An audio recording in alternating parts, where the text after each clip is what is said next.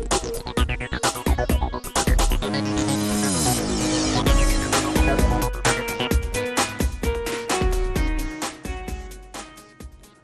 স্বাগত জানাচ্ছি অ্যানোনটেক্স মতিঝিল থেকে অনুষ্ঠানে। ইফতেখার আলম আছে আপনাদের সাথে।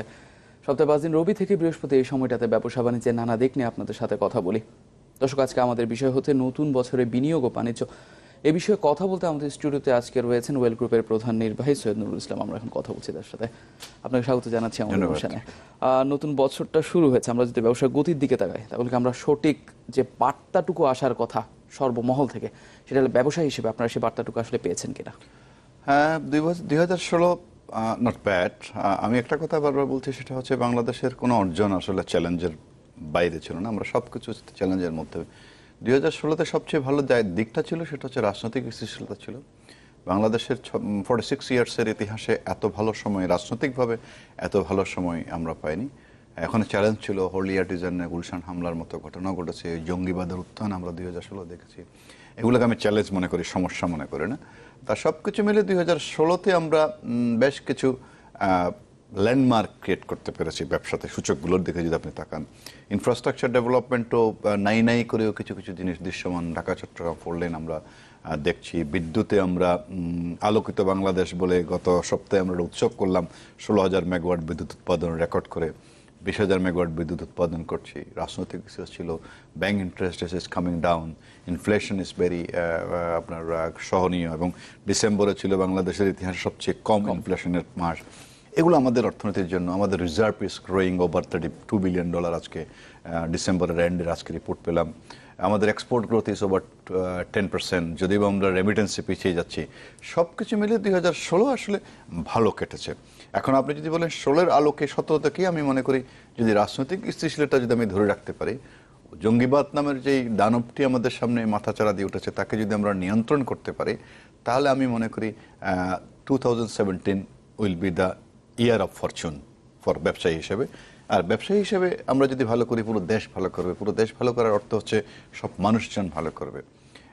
সিগনিফিকেন্টলি আমি যেটা খেয়াল করেছি 2016-তে, সেটা হচ্ছে ডোমেস্টিক ডিমান্ডটা বেশ বড় হচ্ছে, এবং এই ডোমেস্টিক ডিমান্ডটা বড় হলেই অর্থনীতির চাকাটা আসলে ঘুরতে থাকে। যত কথাই বলেন না কেন, যতই কিছু করেন না কেন, if you don't have a good domestic market, তাহলে কিন্তু কোনো ব্যবসায়ী প্রসারিত হবে না।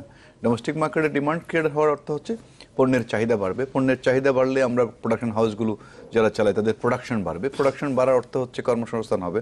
কর্মসংস্থান অর্থ হচ্ছে পকেটে মানুষের পয়সা যাবে।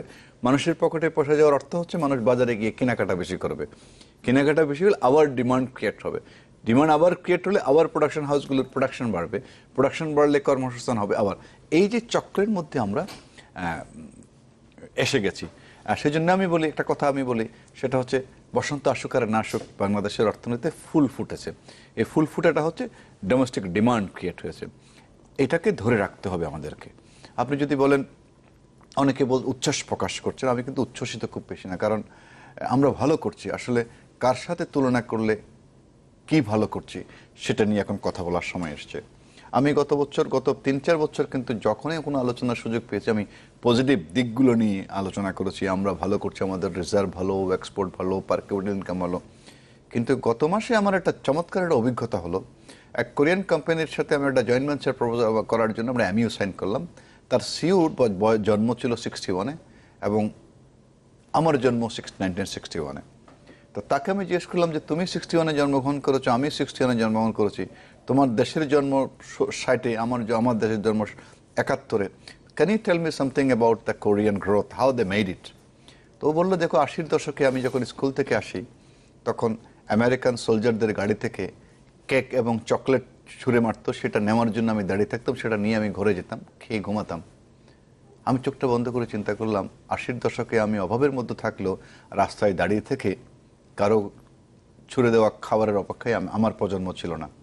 সেখান থেকে সে কোরিয়াকে 61-র জন্মগ্রহণ করা, সে একটা কোম্পানির সিইও, আমি একটা কোম্পানির সিইও। আজকে কোরিয়ার এক্সপোর্ট হচ্ছে $425 বিলিয়ন, আমার এক্সপোর্ট হচ্ছে $35 বিলিয়ন। আর আমি বলছি, আহারে আমি কত কিছু করেছি। যদি আপনি কোরিয়ান সিইওর সাথে 61-এ জন্মগ্রহণ করা আমার বন্ধু কোরিয়ান সিইওর সাথে যদি আমার তুলনা করি, আমি বলছি আসলে আমি কিছুই করি। অর্থাৎ আত্মতৃপ্তির ঢেকুর তোলার এখনো সময় আসেনি, কোনো সময় আসেনি। আপনি যদি বলেন আপনি নেপালের সাথে তুলনা করছেন, সেটা অন্য কথা। আপনি যদি ঢাকা শহরের সাথে কলকাতার তুলনা করেন, ঢাকা বেশ ভালো করছে। পাকিস্তানের এক্সপোর্টের সাথে যদি বাংলাদেশের এক্সপোর্টের কথা ভাবেন, ভালো করছেন। আমি পরাজিত জাতির সাথে তুলনা করতে চাই না। আপনি ডুইং বিজনেসের সূচকে কিন্তু সাউথ এশিয়ান কান্ট্রিগুলোতে আমরা একদম তলানিতে আছি। এই জায়গাগুলো থেকে আমাদেরকে বের হয়ে আসতে হবে। এটা আমি অ্যানালাইসিস করেছি 46 ইয়ার্সে আমাদের এই খুব বেশি ভালো না করার মূল কারণটা কি। আসলে প্রত্যেকটা রাষ্ট্রকে কিন্তু নিয়ে যায় কিন্তু রাজনীতিবিদরা। 71-এ আমাদের আগের প্রজন্ম একটা মুক্তিযুদ্ধের মাধ্যমে আমাদের একটা লাল সবুজের পতাকা দিয়েছিল। 80-র দশকে আমরা রাস্তা ছিল না, ঘাট ছিল না, বিদ্যুৎ ছিল না, অন্ধকারাচ্ছন্ন বাংলাদেশ, রাজনীতিবিদদের কামড়াকামড়ি, মারামারি, সেখান থেকে কিন্তু আমরা জাতিটাকে নিয়ে এসেছি। কিন্তু আমরা কোনো ভিশনারি লিডার পাইনি। 75-এ বঙ্গবন্ধুকে নির্মমভাবে হত্যাকাণ্ডের পর আমাদের ভিশনটাকে আসলে গলা টিপে হত্যা করা হয়েছিল। আমাদের প্রজন্ম কিন্তু কোনো ভিশন পায়নি। আজকে আপনারা প্রজন্ম ভিশন 2021-এর গল্প শুনছেন, ভিশন 2041-এর কথা শুনছেন। আমার প্রজন্ম কিন্তু কোনো ভিশনের আমাদের কোনো রাজনীতিবিদ গত 30 বছর 80 থেকে এই মাননীয় প্রধানমন্ত্রীর ক্ষমতা নেওয়ার আগ পর্যন্ত অন্য কোনো প্রধানমন্ত্রীর মুখে কিন্তু ভীষণ শব্দটা আমরা শুনিনি। ওই জায়গায় আমরা কিন্তু আমাদের ক্ষতিটা হয়ে গেছে। আপনি ক্ষতিটা পুষিয়ে নেওয়ার জন্য কি করা হতে পারে? এই যে ভিশনের পিছনে আমাদের ছুটতে হবে।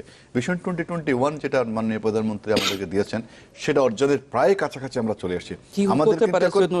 আমি আসছি। আমাদের কিন্তু এখন 2016 নিয়ে না ভেবে আমাদের ভাবতে হবে 2020, 21, 22। কারণ 2017-তে আমরা যা 16 করেছি তার কন্টিনিউশন যদি হয়, আমরা কিন্তু 8% জিডিপিতে চলে যাব। But it's not enough for our country. আমাদের মতো 16 কোটি মানুষের দেশে 8% জিডিপি ইজ নট এনাফ। কারণ এখন গ্লোবাল ইকোনমিতে এখন সুদিন, স্পেশালি এশিয়ান ইকোনমিতে এখন সুদিন। সেই সুদিনটা নিয়ে কথা বলছি, ছোট্ট একটা বিরতি নিয়েছে। দর্শক, অ্যাননটেক্স মতিঝিল থেকে অনুষ্ঠান নিচ্ছে, ছোট্ট একটা বিরতি, ফিরছি একটু পরে, সাথে থাকুন।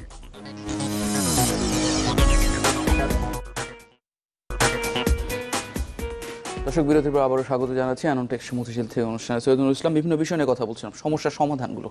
হ্যাঁ, যে কথা বলছিলাম, আমাদেরকে তুলনা করতে হলে আমাদেরকে গত 40 বছরের স্বাধীন হয়ে কোন দেশ কোথায় গেছে তার সাথে তুলনা করতে হবে। আমরা গরিব ফেল জাতির সাথে তুলনা করলে সামনের দিকে এগিয়ে যেতে হবে না। তাই আমি মনে করি আমাদের এখন আগামী 10 বছরের মধ্যে $100 বিলিয়ন টোটাল এক্সপোর্টে যেতেই হবে। $100 বিলিয়ন এক্সপোর্ট আর $100 billion import, that means $200 billion আমাদের এক্সটার্নাল ট্রেড হ্যান্ডেল করতে হবে। না হয় আমরা কাঙ্ক্ষিত লক্ষ্যে পৌঁছাতে হবে না। এই টার্গেটটাকে আমরা যদি ফিক্স করি, আগে আমাদের দরকার কি, সেক্ষেত্রে আমাদের 50,000 মেগাওয়াট বিদ্যুৎ দরকার। আমাদের ইনফ্রাস্ট্রাকচারাল লিমিটেশনগুলোকে আগামীকাল সমাধান করতে হবে। ঢাকা চট্টগ্রাম 4 লেন করা হয়েছে। আমি মনে করি Dhaka Chittagong 4 lane is not enough. কারণ আমাদের বর্তমান external trade, that means import এবং এক্সপোর্ট হচ্ছে মোর অর লেস $75 বিলিয়ন। সেটা হ্যান্ডেল করতে গিয়ে ঢাকা শহর অবরুদ্ধ, চট্টগ্রাম শহর অবরুদ্ধ, ঢাকা চট্টগ্রাম সড়ক অবরুদ্ধ। আমরা যে $200 বিলিয়ন এক্সপোর্টের কথা ভাবছি, তাহলে সেই এক্সপোর্টটাকে হ্যান্ডেল করার জন্য ইম্পোর্ট এবং এক্সপোর্ট দুইটা মিলেই তো আমরা যে $200 বিলিয়ন এক্সটার্নাল ট্রেডের স্বপ্ন দেখছি, সেটাকে হ্যান্ডেল করার জন্য পুরো ঢাকা শহরকে পাল্টাতে হবে। ঢাকা চট্টগ্রাম রোডকে 4 লেন উইল নট ওয়ার্ক। এটাকে অ্যাক্সেস কন্ট্রোল এলিভেটেড এক্সপ্রেসওয়ে করতে হবে। কারণ আপনি দেখেন, আমরা কিন্তু পদ্মা ব্রিজ করছি। পদ্মা ব্রিজ আমরা 18 বা 19 সালে আমরা পদ্মা ব্রিজের সুফল পেতে থাকবো। অর্থাৎ সাউথ বেঙ্গল গ্রোথ পয়েন্ট হিসেবে আবির্ভূত হবে ইকোনমিতে। সেখান থেকে সেই গ্রোথ পয়েন্টের গ্রোথটাকে নিয়ে যেতে হবে কোথায়? চিটাগংয়ে। চিটাগংয়ে নিয়ে যাবেন কোথায়? যে ঢাকা চট্টগ্রাম মহাসড়কের উপর দিয়ে। আপনাকে চোখটা বন্ধ করে ভাবতে হবে কি হতে যাচ্ছে। $75 বিলিয়ন এক্সটার্নাল ট্রেড হ্যান্ডেল করতে গিয়ে ঢাকা চট্টগ্রাম রোড অবরুদ্ধ। আমি যদি সেখানে $10 বিলিয়ন এইম করি আগামী 5 বছরে, তাহলে হবে $85 বিলিয়ন।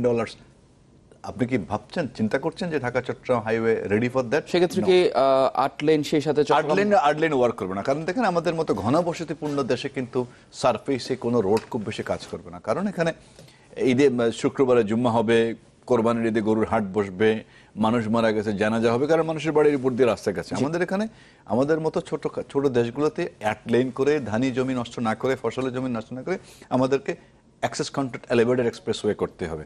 এবং 265 কিলোমিটার এলিভেটেড এক্সপ্রেস করতে না পারার মতো জাতি কিন্তু আমরা যেখানে নিজের অর্থায়নে পদ্মা ব্রিজের মতো একটা হাইটেক ব্রিজ করার অলমোস্ট করে ফেলেছি, সেখানে যাত্রাবাড়ি থেকে চট্টগ্রাম একটা এলিভেটেড এক্সপ্রেসওয়ে করতে পারবো না। I don't believe it. We can do it. আমাদের এখন টাকাও আছে। আমাদের দেখতে হবে, আমাদের এখন স্বপ্নটাকে বাস্তবায়ন করতে হবে।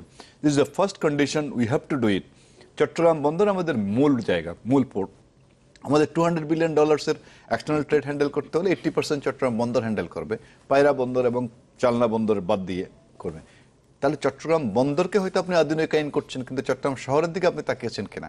কারণ যে বন্দরকে কেন্দ্র করে শহর গঠিত হয়েছে, সেই শহরের যদি ক্যাপাসিটি বিল্ড আপ না করলে পোর্ট কিন্তু কাজ করবে না। আপনি দেখেন, আমি এগুলো নিয়ে আমার নিজের চিন্তা যে এখন $75 বিলিয়ন এক্সটার্নাল ট্রেড হ্যান্ডেল করতে গিয়ে কয় লক্ষ ট্রাক চট্টগ্রাম শহরে ঢুকছে আর বেরোচ্ছে। আমরা একটা কিন্তু জটও দেখতে পাই প্রতি বছরে কিন্তু এই জিনিসটা ঘটে। এই ট্রাকগুলো যখন আনলোড করে যখন রেস্ট নেবে ড্রাইভারটা, সে কোথায় রেস্ট নেবে?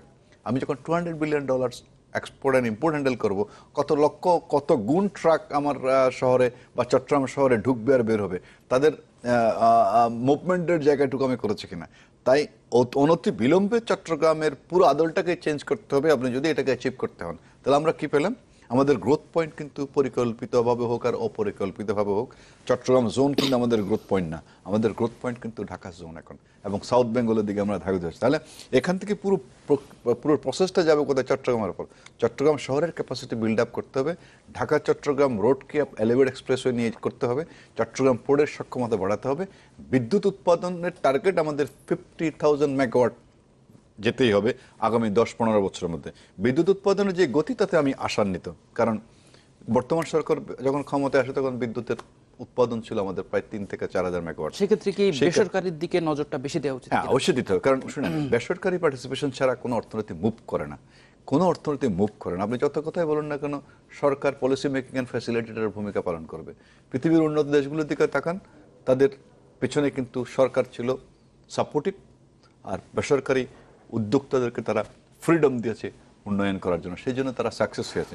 ওই জায়গায় কিন্তু আমরা খুব ভালো করছি না। কারণ আপনি দেখেন, বেসরকারি খাতে বিদ্যুৎকে ছেড়ে দেওয়ার পর, এটা কিন্তু মাননীয় প্রধানমন্ত্রীর একক সিদ্ধান্ত ছিল, তখন অনেক কথা হয়েছিল, কিন্তু আমরা প্রমাণ করেছি বেসরকারি খাতে বিদ্যুৎ ছেড়ে দেওয়ার কারণে আজকে আমাদের বিদ্যুতের এই দ্রুততা উন্নয়ন করতে পেরেছে।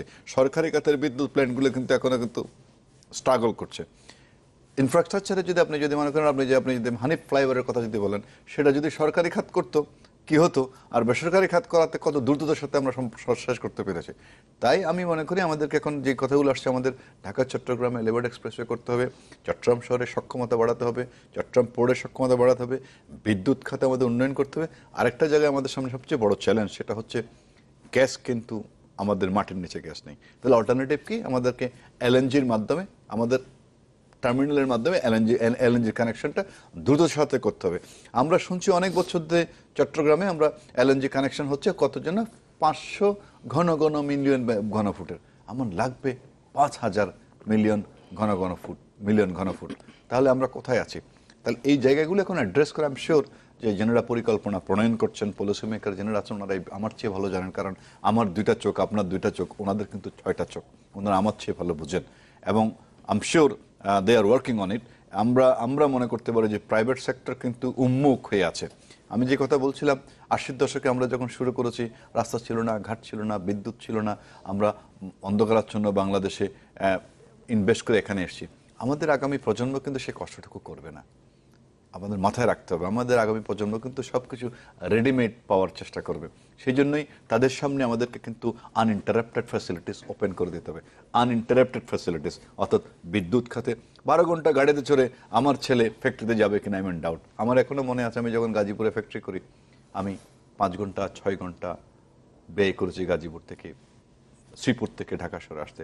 আমার ছেলে 6 ঘন্টা গাড়িতে বসে গাজীপুর ফ্যাক্টরিতে যাবে, I don't believe it, they will not do it. আমাদের আগামী প্রজন্মের সামনে আমাদেরকে আনইন্টারাপ্টেড ফ্যাসিলিটিসগুলো এনশিওর করতে হবে। সেই সাথে আর কি করা যেতে পারে? আমি একটা জিনিস নিয়ে আলোচনা করছি, আমাদের জমির স্বল্পতা আছে। জমির স্বল্পতাটাও কিন্তু সমাধান করা যায়। আপনার টাকা আছে, আপনি মাল্টি স্টোরেজ বিল্ডিং এ ফ্যাক্টরি করবেন। আপনার টাকা আছে, আপনি হাইটেক মেশিন নিয়ে আসতে পারবেন। আপনার টাকা আছে, আপনি এলএনজি টার্মিনালে গ্যাস নিয়ে আসতে পারবেন, বিদ্যুৎ কিনতে পারবেন। অর্থনীতি একটা কথা আছে, সেটা হচ্ছে যে হিউম্যান ক্যাপিটাল। আপনার টাকা থাকলেও আপনি হিউম্যান ক্যাপিটাল আপনি কিনতে পারবেন না, অর্থাৎ হিউম্যান রিসোর্স যেটাকে বলা হয়, সেটার দিকে আমরা খুব ভালো নজর দিয়েছি বলে আমার মনে হয় না। আমরা ভবিষ্যতে কি হতে পারে সে বিষয়ে আরেকবার আপনার সাথে কথা বলবো। একটা ছোট্ট বিরতি নিচ্ছি। দর্শক, অ্যানোনটেক্স মতিঝিল থেকে অনুষ্ঠান নিচ্ছে আরো একটা বিরতি, আমাদের সঙ্গে থাকুন।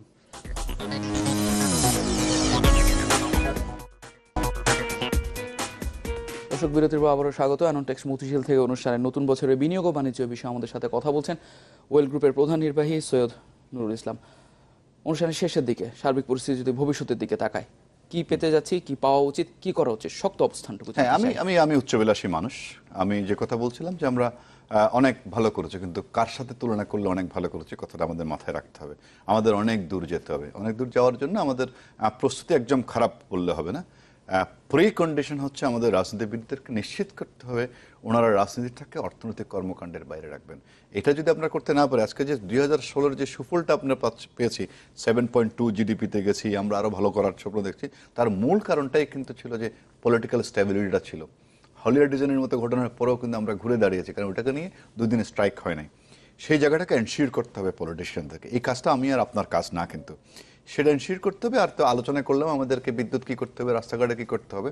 সর্বোপরি আমি যে কথাটার দিকে আমি আবার রিপিট করব, টাকা থাকছে আপনি মেশিন কিনতে পারবেন, টাকা আছে আপনি বিদ্যুৎ কিনতে পারবেন, টাকা আছে আপনি গ্যাস কিনতে পারবেন, টাকা আছে আপনি মাল্টি স্টেট বিল্ডিং, জমি স্বল্পতার কারণে আমাদের একটা বড় সমস্যা, এটাকে multi state building vertical set up industry করতে হবেন। আমি হংকংয়ে 30 তলায় ডাইং ফ্যাক্টরি দেখেছি। It's not a problem if you have a money. But একটা জায়গায় আমাদেরকে এখন ভাবতে হবে, যেটা আমরা অনেক দূর পিছিয়ে আছি, সেটা হচ্ছে হিউম্যান ক্যাপিটাল নিয়ে আমরা কিন্তু এখনো কাজই শুরু করিনি। আমাদের পড়ালেখার যে মান, আপনি যদি মনে করেন আমরা যখন 80-র দশকে আমরা যারা পড়ালেখা করেছি, আমাদের সামনে কিন্তু ইন্টারনেট ছিল না, আমাদের সামনে এত অবহরত সুস্থ ছিল না। আমরা অনেক দূর হেঁটে লাইব্রেরিতে গিয়ে কিছু নোট টোট নিয়ে পড়ালেখা করেছি। কিন্তু আজকে ওপেন এয়ারের যুগেও ছেলেপেলেদের যে জ্ঞান এবং মেধা, I am not happy to see them as a challenger. কারণ আপনাকে দেখতে হবে কোনো দেশ, আমরা বলি যে আমাদের সক্ষমতার জায়গা, প্রতিযোগিতার জায়গা, আমরা ইন্ডিয়া থেকে পিছিয়ে আছি, তাইওয়ান থেকে পিছিয়ে আছি, অমুকের কাছ থেকে। আসলে দেশের তো কোনো চোখ নেই, কান নেই, হাত নেই। দেশের চোখ, কান, হাত, মেধা আমরা মানুষ। ইন্ডিয়ান একটা ছেলে কি ভাবছে, আমি আর কি ভাবছি। ইন্ডিয়ান একটা ছেলের মেধা এফিসিয়েন্সি লেভেল কতটুক, আমার লেভেল কতটুক, চাইনিজ লেভেল কতটুক, আমার লেভেল কতটুক। ওটাই হবে প্রতিযোগিতার আগামী শতাব্দীতে, আগামী 5-10 বছরে কিন্তু আমরা সবচেয়ে বড় চ্যালেঞ্জের মুখোমুখি ওই জায়গায়। আপনার প্রোডাকশন হাউস প্রোডাক্ট করছে, আপনি সেল করতে পারছেন না, because you don't have a good salesman. আপনি বেসিক প্রোডাক্টের বাইরে যেতে পারছেন না, কারণ আপনার কাছে কোনো ফ্যাশন ডিজাইনার, ভালো কোনো ফ্যাশন ডিজাইনার নেই। আপনি আমাদের fashion industry based on Indian fashion ডিজাইনারদের উপর আমরা ফ্যাশন ডিজাইনিংয়ের উপর অনেক বিজিএমই কাজ করার পরেও কিন্তু আশাতীত ফল কিন্তু আমরা পাচ্ছি না। আমরা হিউম্যান ক্যাপিটালের জন্য আমাদেরকে এখন বিনিয়োগ করতে হবে, অর্থাৎ সেটা স্কুল পর্যায়ে দিয়ে করতে হবে। যে ছেলেটা এখন ক্লাস 8-9-এ পড়ছে, তাকে আসলে সঠিক শিক্ষাটা দিতে হবে। সে যখন উচ্চশিক্ষা লাভ করে প্রোডাক্টিভ খাতে সে নিজেকে বিনিয়োগ করতে পারে। অর্থাৎ আমি মনে করি যে প্রোডাকশন বেস এডুকেশন করতে হবে। প্রোডাকশন বেস এডুকেশন করতে হলে শুধু MBA BBA দিয়ে চলবে না। MBA BBA আমাদের দরকার আছে, কিন্তু MBA BBA দিয়ে সে এই সমস্যার সমাধান করা যাবে না। আমি আমার অভিজ্ঞতা থেকে বলি, আমি প্রায় ছেলেপেলেদের ইন্টারভিউ নিই। আমি গত মাসে 20টা ছেলে মেয়ের ইন্টারভিউ নিয়ে 2টা ছেলে মেয়েকে আমি আপ টু দ্য মার্ক পাইনি। তাহলে মিড ম্যানেজমেন্ট আমাদের যে ক্রাইসিস, সেই ক্রাইসিসটাকে ওভারকাম করতে হলে আমাদেরকে বিশ্ববিদ্যালয়ের চেয়ে অনেক বেশি জোর দিতে হবে প্রাথমিক শিক্ষা এবং উচ্চ মাধ্যমিক শিক্ষায়। কারণ ওখান থেকে যদি বেসটা আপনি ক্রিয়েট করতে না পারেন, বিশ্ববিদ্যালয়ে গিয়ে ওদেরকে আর আপনি খুব বেশি ডেভেলপ করতে, শিক্ষার গুরুত্বটা আরো বাড়াতে হবে। শিক্ষার গুরুত্ব কারিগরি শিক্ষা, অর্থাৎ প্রোডাক্টিভ এডুকেশনের দরকার। আমার কথা হচ্ছে যে পুঁথিগত বিদ্যা দিয়ে MBA BBA করে মাস্টার্স করে একটা ছেলেকে যখন আপনি একটা অ্যাসাইনমেন্ট দিলেন, সে খেয়ে হারিয়ে ফেলছে, তার কাছে সেই রিয়েল এডুকেশনটা সে পায়নি। তা আমি মনে করি আমাদের সামনে যে চ্যালেঞ্জগুলো আছে, সব চ্যালেঞ্জগুলোকে আমরা ওভারকাম করতে পারলেও আমরা যদি মেধাশূন্য জাতি হিসেবে থাকি, বর্তমান পড়ালেখার যে মান, সেই মানকে যদি আমরা ইমিডিয়েটলি প্রোডাক্টিভ করতে না পারি, তাহলে আমাদের সামনের এই চ্যালেঞ্জগুলো কিন্তু আমরা মোকাবিলা করতে পারবো না। আমি একটা কথা আপনাকে বলি, অর্থনীতিতে কিন্তু একটা কথা আছে, সেটা হচ্ছে মিডল ইনকাম ট্র্যাপ। পৃথিবীর অনেক জাতি কিন্তু মিডল ইনকাম ট্র্যাপে ঘুরপাক খাচ্ছে। $2,000 থেকে $3,000 পার ক্যাপিটাল ইনকামে নিয়ে যাওয়া খুব কঠিন কাজ না। $3,000 থেকে $4,000 নিয়ে যাওয়া খুব কঠিন কাজ না। আমরা প্রায় কাছাকাছি চলে যাচ্ছি।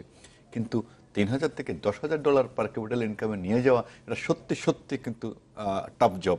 $10 বিলিয়ন এক্সপোর্ট থেকে $35 বিলিয়ন এক্সপোর্টে যাওয়া কঠিন কাজ না। $35 বিলিয়ন এক্সপোর্ট থেকে $100 বিলিয়ন এক্সপোর্টে যাওয়া ইজ নট ইজি জব। সে কাজটা করবে কে? আমাদের প্রজন্ম, উই হ্যাভ ডান এ লট। এখন আমাদেরকে এগিয়ে আসতে হবে। আগামী প্রজন্মকে অনেক মেধাবী হতে হবে, অনেক চ্যালেঞ্জিং হতে হবে, আমরা সেই অনেক বেশি আশাটুকু করছি যে আশার কথা আপনি ব্যক্ত করেছেন। আমরা আশা করছি সুদিন দেখতে পাবে বাংলাদেশ। আপনাকে অসংখ্য ধন্যবাদ আমাদের অনুষ্ঠানে আসার জন্য। দর্শক, অ্যানোনটেক্স মতিঝিল থেকে অনুষ্ঠান আজকে এ পর্যন্ত। আগামী পর্বে নতুন কোনো বিষয় নিয়ে কথা হবে। ততক্ষণ পর্যন্ত চ্যানেল 24 এর সাথে থাকুন।